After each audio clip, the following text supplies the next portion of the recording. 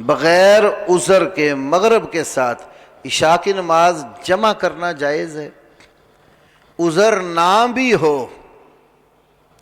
تو بعض اوقات نماز جمع کی جا سکتی ہے، عام طور پر وقت پر ہی پڑھیں گے،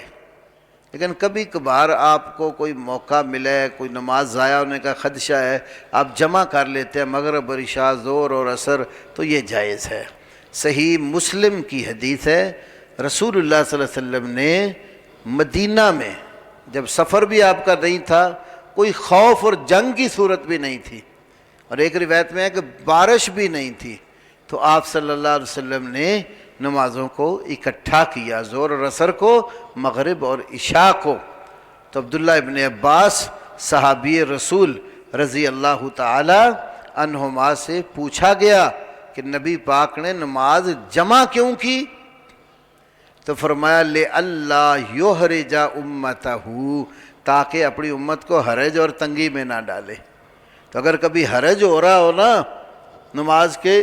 ضائع ہونے کا خطرہ ہو، تو حرج محسوس کریں،